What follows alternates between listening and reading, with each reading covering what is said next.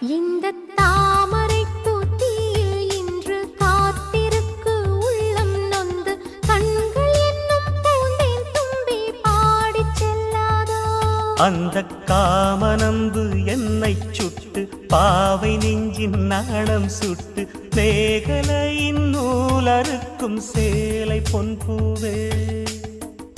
விண்ணியது தாமரை வண்டு தொடும் நாளிலா பாவை மயில் சாயுதே மன்னவனின் மார்பிலோ. முத்தத்தாலே பெண்ணே சேலை நெய்வேன் கண்ணே. நாணத்தால் ஓராடை சூடிக் கொள்வேன் நானே. பாயாகும் அடி சொல்லாதே பஞ்சடும் புதையல் ரகசியமே. சாய